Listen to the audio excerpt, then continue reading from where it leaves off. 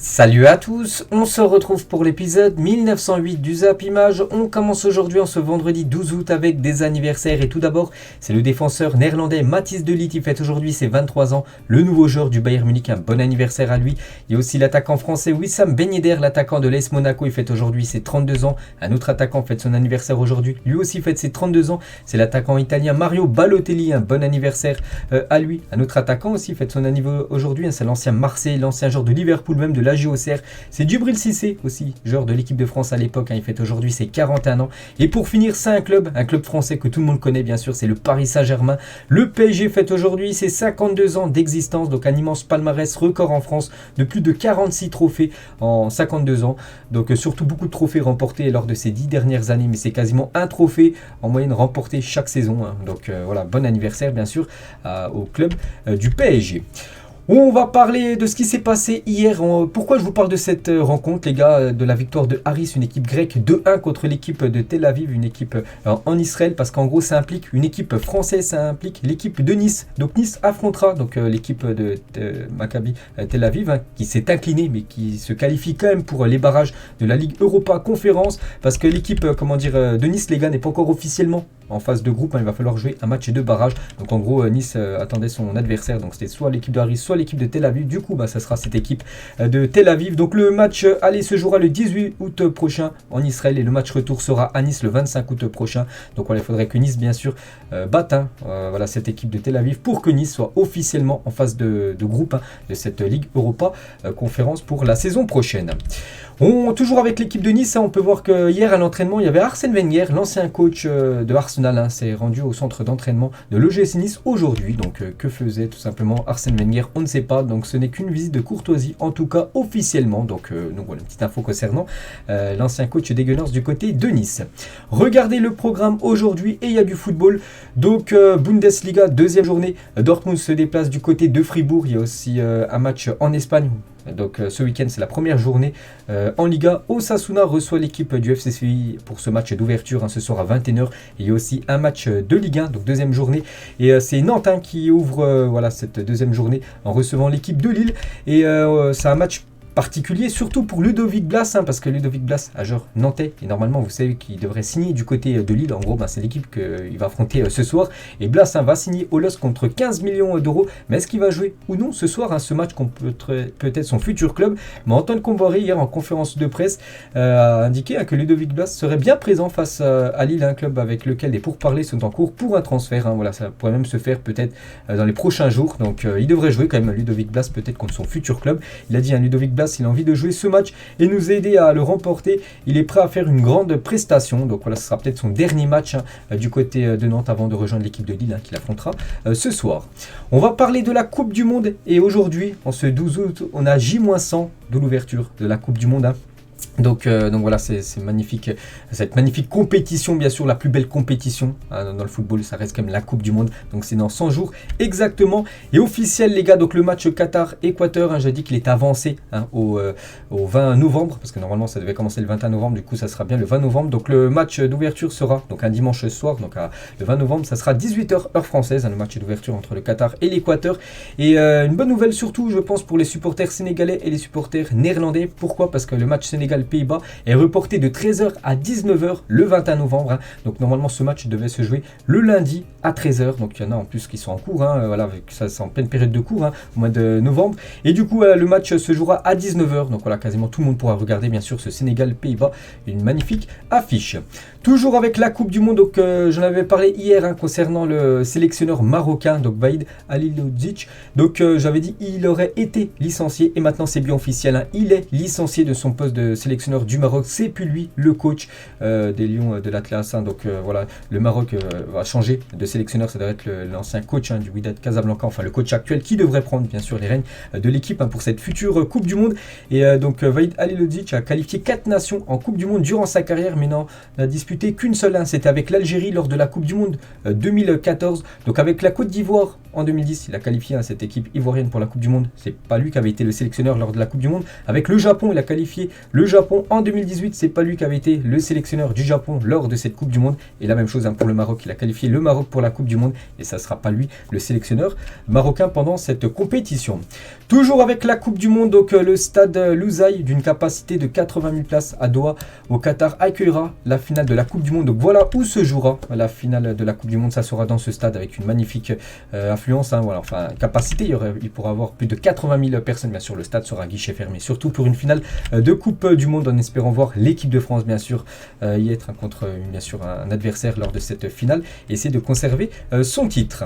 Et toujours avec l'équipe de France, et donc c'est pas officiel, c'est Footy Inline qui donne cette info, mais voilà, quand ce site donne des infos, c'est toujours très très fiable. Donc le maillot des Bleus pour la Coupe du Monde 2022, donc il devrait ressembler à ça, le maillot de l'équipe de France pour cette Coupe du Monde au Qatar. Donc pour l'instant encore rien d'officiel, donc voilà, il y a de grandes chances qu'il ressemble à ça, donc il sera magnifique bien sûr, tout bleu avec le coq et bien sûr le sponsor Nike qui paye très cher pour être sur le maillot de l'équipe de France. Donc voilà, ces deux, enfin le coq et le sponsor Nike seront de couleur or. On va parler cette fois-ci du Paris Saint-Germain. On revient 2 ans, jour pour jour en arrière. C'était un 12 août 2020. Et le PSG se qualifiait face à l'Atalanta Bergame dans le final 8 de la Ligue des Champions. Le tout grâce à un but de Choupo-Moting dans les derniers instants. Souvenez-vous, le PSG, ils avaient failli se faire sortir contre l'Atalanta Bergame. Pourtant, le PSG a eu beaucoup d'occasions, mais ils n'avaient pas marqué. L'Atalanta Bergame gagnait 1-0 jusqu'à la 90e minute avant que Marquinhos égalise. Et avant que Choupo-Moting, 3 minutes après, dans le temps additionnel, juste avant les prolongations, permettent au PSG de se qualifier pour après c'était pour les demi-finales où le PSG je crois éliminé après l'équipe du RB Leipzig en demi-finale avant de jouer le Bayern bien sûr en finale. Donc c'était il y a 2 ans jour pour jour voilà cette qualification du PSG pour les demi. Toujours avec Paris, donc le PSG fait la une aujourd'hui du journal L'Équipe et regardez cette grosse info, on n'a pas du tout entendu une rumeur parlant de Rashford au PSG et du coup ça s'est décanté là ces dernières heures. Donc la une de l'équipe, Paris négocie avec Marcus Rashford, l'attaquant anglais de Manchester United. Donc le PSG est entré en contact avec l'entourage proche de l'attaquant de Manchester United. Son association avec Mbappé permettrait aux champions de France d'aligner une attaque exceptionnelle bien sûr avec du Mbappé, avec du Messi, avec du Neymar et en plus tu mets Marcus Rashford donc bien sûr ce serait peut-être la meilleure attaque au monde. Donc le PSG cible bien Marcus Rashford pour renforcer son attaque. Les discussions avec l'entourage du joueur avancent positivement. Donc l'international anglais, n'oubliez pas, il est en fin de contrat dans 1 an, donc en juin 2023, donc là la fin de la saison qui arrive, donc il sera en fin de contrat. C'est pour ça que pour le PSG ça peut être vraiment une belle option, surtout un joueur, je pense pas qu'il sera vendu trop cher, même si bien sûr Manchester va essayer de gratter au maximum. Donc déjà d'après Santi GFM, donc un journaliste de Foot Mercato, lui dit que Marcus Rashford souhaite venir jouer du côté de Paris. Donc lui il est ok pour rejoindre la capitale française, mais d'après un site téléfootball, donc eux ils disent que Manchester va essayer d'en tirer le maximum. Donc Manchester reste serein quant à la situation de Marcus. Donc les Mancuniens considèrent qu'ils ont les cartes en main dans le dossier et ne se sépareront de leur joueur qu'en cas de très grosse offre. Bon après il a plus qu'un an de contrat, malgré qu'il soit jeune, bien sûr Marcus Rashford, je pense pas que le PSG va débourser plus de 80 millions d'euros pour un joueur qu'en fin de contrat, en fin de saison prochaine. Je sais pas combien coûtera actuellement Marcus Rashford, je dirais peut-être aux alentours des 50 millions d'euros. Regardez Lewandowski qui est en fin de contrat avec l'équipe du Bayern, il a été transféré 50 millions d'euros. Bon, il a 34 ans, alors lui il est beaucoup plus jeune, mais bon, Lewandowski marquait beaucoup de buts les saisons d'avant, alors que Rashford sort d'une saison très compliquée, donc je pense 50 millions d'euros. Voilà, 1 an de la fin de son contrat pour Rashford. Donc je pense que ce serait le prix juste, bien sûr, payé par le Paris Saint-Germain. Donc peut-être un Rashford du côté de Paris. Il n'y a pas que Rashford, les gars, c'est un grand copain avec Kylian Mbappé. Et Marcus Rashford est déjà acclimaté à Paris. Donc cette photo date d'il y a quelques mois, je me souviens, je l'avais présenté dans une vidéo à l'époque. Donc Rashford était un coup à Paris en visite, puis il avait rendu visite à des jeunes tout simplement. Puis ils avaient fait tous une photo ensemble. Toujours avec le PSG, toujours avec les arrivées. Donc Mohamed Simakan est ciblé par le PSG en cas d'échec dans la piste. Milan Skriniar, ce défenseur de l'Inter que le PSG aimerait recruter, donc ça patine en gros, ça avance pas trop. Et du coup, le plan B pourrait être l'ancien défenseur de Strasbourg, maintenant joueur du RB Leipzig. Donc il est estimé à environ 40 millions d'euros. Paris pourrait inclure des défenseurs dans la balance pour que le prix soit moins cher. Donc voilà, peut-être le futur défenseur parisien. Cette fois-ci, dans l'autre sens, côté départ, côté PSG. Et Arnaud Kalimundo, ça y est, c'est fait, c'est officiel. Donc il quitte le Paris Saint-Germain et s'engage au Stade Rennais. Montant du transfert 25 millions d'euros plus un pourcentage à la revente.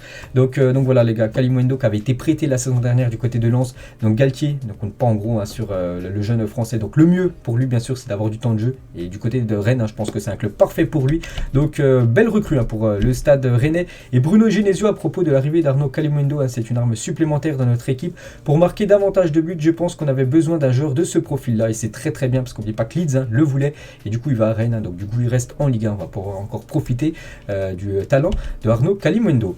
Et le mercato de Rennes est très intéressant avec Joe Rodon, donc c'est un joueur qui a été prêté par je crois l'équipe de Tottenham, qui a été donc un défenseur belge, Monanda et Kalimundo, donc pas mal bien sûr pour cette équipe de Rennes qui jouera l'Europa League cette saison.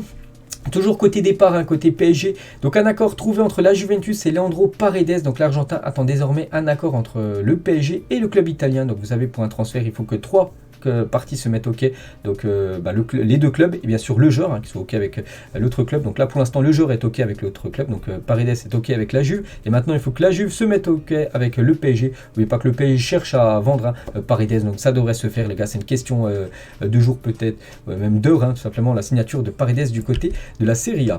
Et la même chose les gars concernant Dina Eric Junior, Dina Ibembe, donc il devrait rejoindre l'équipe de Francfort, la même chose, lui aussi il a un accord avec l'équipe de Francfort. Maintenant il faut que Francfort se mette ok avec le PSG concernant le montant du transfert.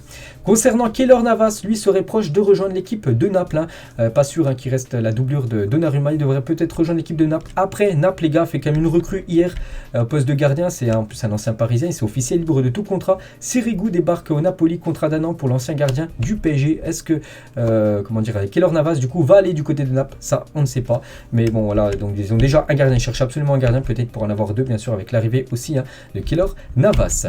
On va parler de Mauro Icardi, donc lui voilà, on sait que le PSG aimerait le vendre, et Galatasaray et Manchester United sont intéressés par Mauro Icardi. Wanda Nara, donc son agent et surtout sa femme qui le représente, a déjà rencontré plusieurs fois les dirigeants du club turc, donc tout d'abord avec Manchester United, donc les Anglais pourraient proposer un prêt avec option d'achat, tandis que le club turc donc du Galatasaray proposerait un prêt sec avec prise en charge d'une partie du salaire. Donc voilà, je pense que ce serait une bonne nouvelle pour toutes les parties, pour Icardi.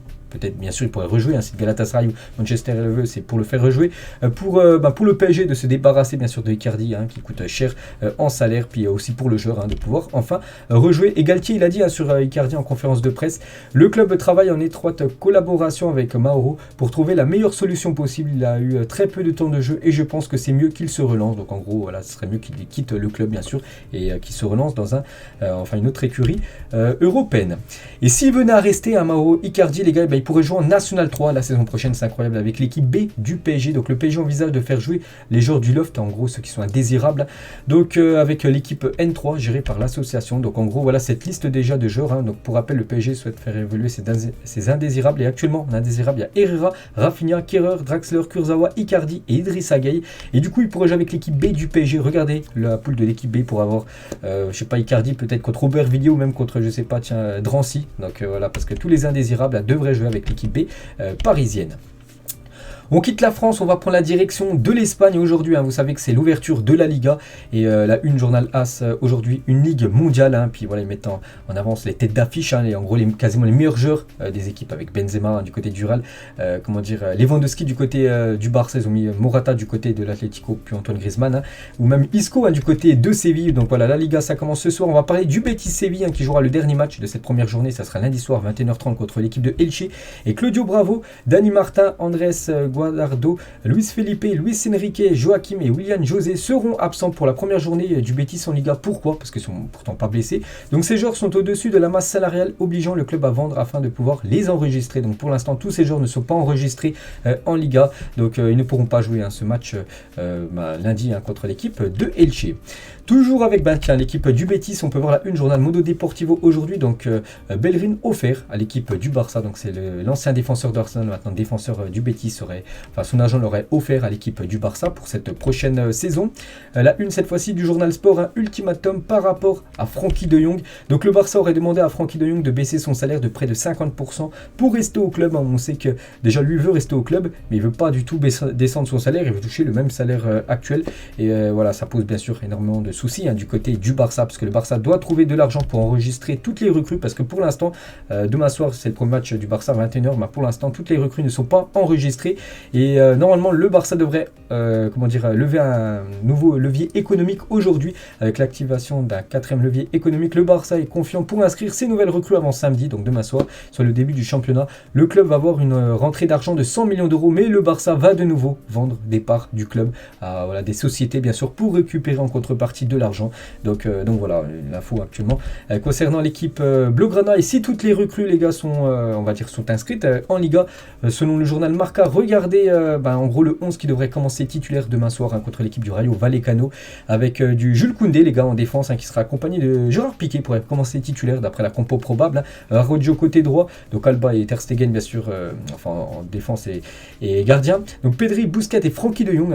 De Jong, même s'il est en instance de départ, c'est toujours un joueur du Barça, il devrait commencer titulaire. Et devant Dembélé, Lewandowski et Rafinha, ce qui voudrait dire que Kessié, Christensen, je sais pas, Ansu Fati, Ferran Torres, voilà, tous ces autres joueurs seraient sur le banc lors de cette première journée de Liga. On va parler de Dembélé, normalement il devrait commencer titulaire. Donc il a une clause libératoire de seulement 100 millions d'euros depuis son nouveau contrat signé avec le Barça. N'oubliez pas qu'il est en contrat 2 ans jusqu'en 2024. Donc particularité de cette clause. Donc si un club lève cette clause, Dembélé empochera 50% de cette somme. Donc là on va dire, je sais pas, le PSG veut lever la clause de 100 millions d'euros de Ousmane Dembélé. Donc le Barça récupérera 50 millions d'euros et Dembélé recevra 50 millions d'euros sur son compte bancaire. C'est quasiment 50 salaires qu'il pourrait recevoir. Bien sûr, c'est un club veut l'acheter direct. Donc il a une clause lors de cette première année de 100 millions et à partir de la saison 2023 on peut voir qu'elle sera divisée par 2, donc ça passera à 50 millions d'euros la saison prochaine. Donc en gros le PSG peut acheter Dembélé la saison prochaine, l'été prochain, 50 millions d'euros. Donc là la même chose, il recevra 50% Ousmane Dembélé, donc ça ferait 25 millions d'euros sur son compte. Bien sûr si un club lève sa clause libératoire. On va parler d'un autre Français du côté du Barça, donc lui il est en instance de départ, c'est Samuel Umtiti. Regardez par exemple l'accueil d'un fan, donc je sais même pas si c'est un fan, si on peut appeler ça un fan, parce qu'en gros il fait un dos d'honneur. Umtiti arrive au centre d'entraînement du côté du Barça, puis il lui fait un dos d'honneur, donc ça c'est pas très cool de la part de ce supporter entre guillemets bien sûr. Memphis Depay, on sait qu'il s'est fait retirer son numéro 9 qu'il avait, voilà ce numéro 9 et maintenant le nouveau numéro 9 de Lewandowski. Maintenant il a récupéré le numéro 14 Memphis Depay pour cette nouvelle saison.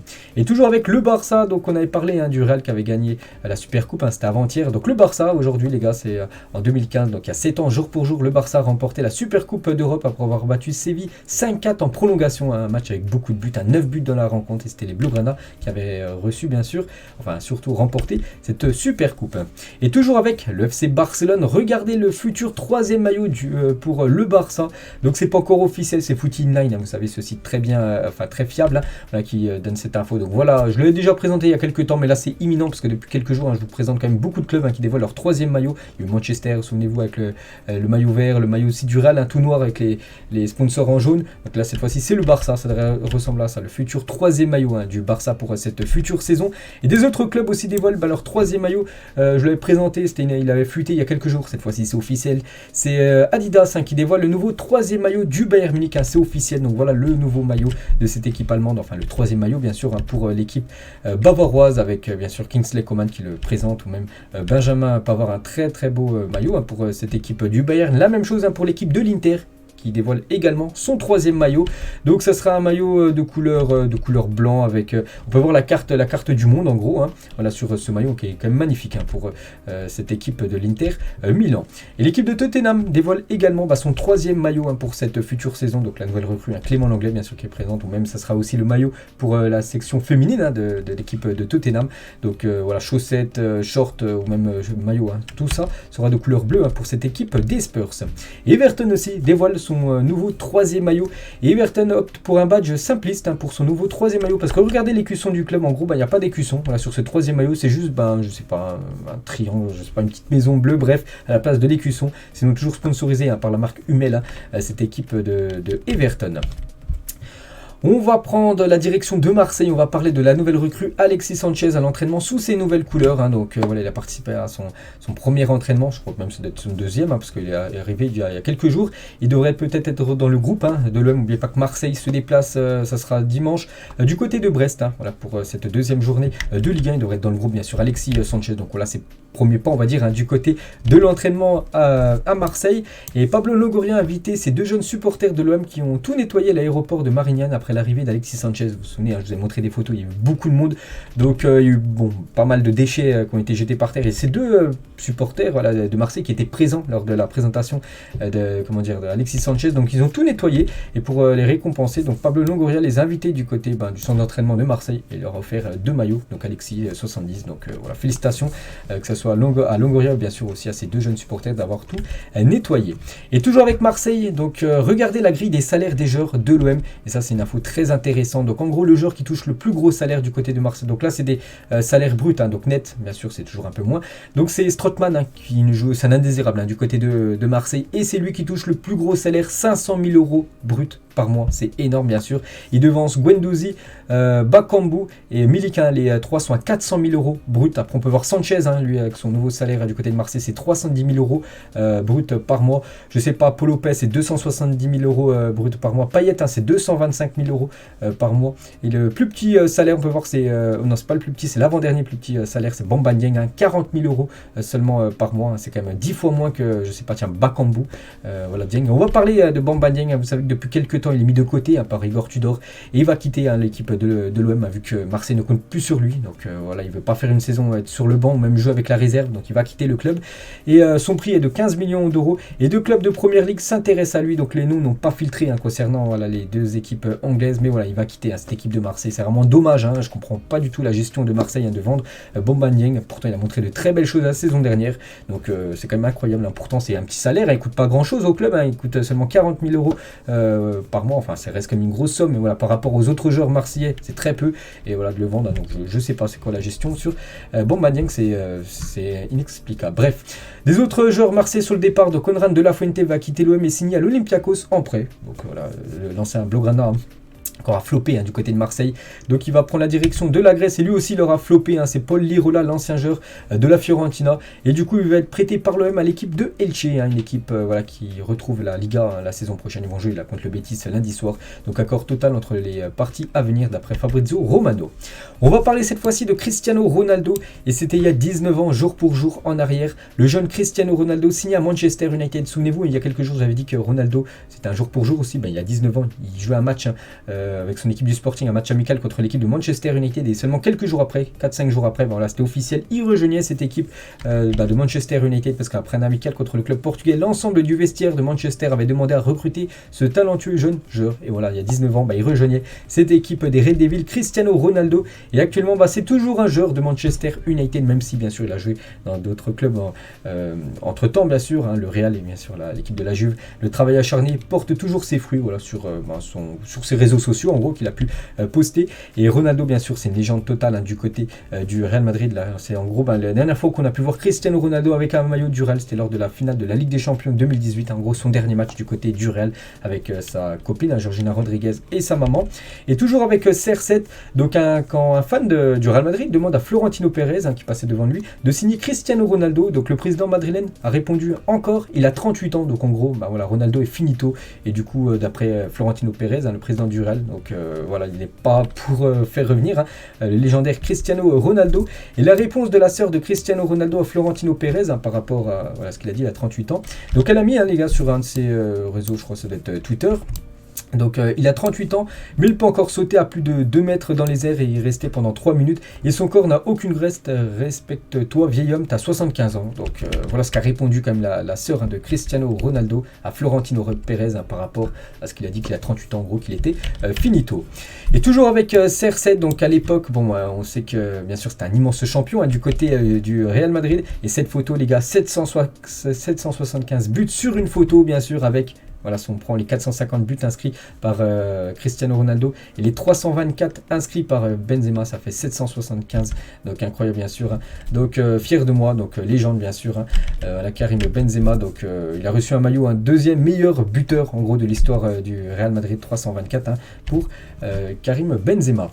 Et Thibaut Courtois sur Karim Benzema, je suis sûr qu'il va remporter le Ballon d'Or. Si ce n'est pas lui qui le gagne, c'est qu'il y a une erreur dans les votes. À part Karim, je ne vois pas qui a joué une année comme ça, donc en gros voilà, c'est quasiment sûr que ça soit Benzema bien sûr qui remporte ce Ballon d'Or. Et aujourd'hui les gars, une grosse info concernant le Ballon d'Or, parce que pas de répit pour le Ballon d'Or, en gros aujourd'hui on peut voir 12 août, donc aujourd'hui ça sera la liste dévoilée pour le prochain Ballon d'Or. Je crois que ça sera une liste de plus de 70 joueurs prétendants qui peuvent remporter ce ballon d'or. Puis après, voilà, ça sera une liste restreinte de 10 joueurs, hein, bien sûr. Et voilà, ça sera certainement Benzema qui remportera, bien sûr, ce ballon d'or. Et là, une du journal France Football, un spécialiste du ballon d'or qui apparaîtra demain. Voilà, si vous voulez acheter, bien sûr, ce magazine, on peut voir par exemple une interview, un entretien avec Kylian Mbappé. En bas à droite, c'est marqué face au ballon d'or, on redevient des gosses. Hein, c'est vrai que Mbappé a l'envie, bien sûr, un jour de gagner ce magnifique trophée qui est le ballon d'or. On va parler de l'Olympique Lyonnais, donc le tweet de Lyon, hein, à propos de l'état de la pelouse du Moustoir. Hein. Donc Pélo mate l'état de la pelouse, hein, voilà, avec cette photo de Corentin Tolisso, parce que vous savez que Lyon doit jouer normalement après-demain, dimanche à 13h du côté de Lorient. Et vous savez que Lorient, je vous ai montré déjà il y a quelques jours, hein, la pelouse actuelle, donc elle est même plus verte, elle est marron en gros, donc, parce qu'il y a eu un festival, hein, sur la pelouse du stade de Lorient. Et du coup, voilà, ça pose bien sûr énormément de problèmes, hein, bien sûr, pour pratiquer un bon football. On va parler de ce joueur, les gars, tout juste transféré cet été, donc Manor Solomon. Donc s'est blessé au genou au lendemain de Fulham-Liverpool. Hein. C'était samedi dernier, en début d'après-midi. Donc l'Israélien devrait se faire opérer dans les prochains jours et pourrait manquer jusqu'à 10 semaines de compétition, hein, pour la recrue de l'équipe de Fulham. Donc quasiment 2 mois d'indisponibilité pour lui. Donc bien sûr, il va se faire opérer. Donc bien sûr, on lui envoie beaucoup de force et bon rétablissement. Un jeune supporter de Manchester United, donc quelqu'un lui a posé une question. Quelle équipe supportes-tu? Donc Manchester United. Quel est ton joueur favori, hein, du côté de Manchester? Aucun d'entre eux, ils sont tous mauvais. Donc voilà, il est clair. Hein. Donc il adore, hein, bien sûr, Manchester, mais bon, il n'aime pas trop actuellement l'effectif. Hein. On va parler de l'équipe de France et c'est officiel, la FFF annonce un partenariat exclusif avec Konami jusqu'en 2026. Donc Konami, en gros, ben, c'est le jeu rival, on va dire, de EA Sport, hein, donc FIFA. Donc ce qui voudrait dire en gros que peut-être l'équipe de France ne serait pas sur le prochain FIFA. Peut-être où il y aura l'équipe de France, mais avec un nom changé, hein, bien sûr, vu que maintenant l'équipe de France est avec Konami. Donc une petite info concernant les Bleus. Les duos de Marco Reus au Borussia Dortmund. Hein, on veut revoir au moins l'un de ces duos un jour. Hein, bien sûr, le plus récent, ça a été Marco Reus avec Erling Haaland. Hein. Haaland maintenant a quitté le club, hein, pour rejoindre Manchester City. À l'époque, il y avait aussi Reus avec Sancho. Lui, il a rejoint maintenant Manchester United. À l'époque, il y avait aussi Reus avec Aubameyang. Maintenant, c'est un joueur, hein, du Barça. Et lui aussi, c'est un joueur du Barça. Reus avec Lewandowski. C'est avec lui, il a toujours été fidèle au club, à Marco Reus. Mais on peut voir qu'il a joué souvent avec d'énormes champions. Haaland, Sancho, Lewandowski ou même, bien sûr, Aubameyang. Snoop Dogg est un vrai fan de football, hein, vous savez, le rappeur américain. Donc, il a souvent posté des photos avec des maillots de football, par exemple avec le maillot de l'Ajax Amsterdam, le maillot de l'équipe de West Ham, c'est West Ham, Burnley, je crois que c'est West Ham, avec le maillot de Manchester United et le maillot aussi, hein, du FC Barcelone. Et concernant ces deux clubs, les gars, ça sera la dernière info de la journée, donc Manchester United et l'équipe du Barça. Donc cette photo existe, hein, donc c'est un fan, bon, je pense un fan de Manchester, parce qu'il compare l'effectif de Manchester la saison dernière, le Manchester de 2021-2022, avec l'effectif du Barça de 2009-2010, hein, le grand FC Barcelone, hein, qui remportait trophée sur trophée. Et à chaque fois, il dit en gros qui est le meilleur joueur. Hein. Donc entre David De Gea et Victor Valdés, bon, il met De Gea, bon, peut-être ça c'est peut-être vrai, hein, parce que Valdés, malgré que l'équipe du Barça était énorme, Valdés, voilà, il n'était pas souvent, de temps en temps il faisait des boulettes en gros. Mais bref, après il dit que Wan-Bissaka c'était au-dessus de Dani Alves, ça c'est totalement faux, mais sur Alves les gars, 2009-2010, ça c'était énorme.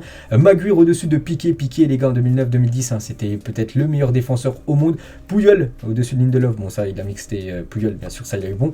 Luke Shaw au-dessus d'Abidal, il a mis Bruno Fernandes au-dessus d'Iniesta. Je peux pas mettre ça, surtout qu'Iniesta les gars, il était au top de sa carrière, il allait marquer en plus un but en finale de Coupe du Monde, hein, quelques années après, il aurait pu remporter ce ballon d'or, mais comme que Bruno Fernandes était supérieur au Iniesta de 2009-2010. La même chose, hein, pour Pogba, supérieur à Xavi, la même chose pour par exemple Rashford par rapport à Pedro, la même chose, hein, pour Cavani, supérieur à David Villa, l'ancien numéro 9 du FC Barcelone. Donc voilà les gars, la fin de cet épisode, j'espère que ça vous a plu. On se retrouve demain les gars pour le prochain numéro. On parlera des résultats ce soir et de tout ce qui se passera bien sûr ce week-end, parce qu'il y aura beaucoup de football ce week-end en Europe. Allez, moi je vous laisse, bonne journée à vous et à demain.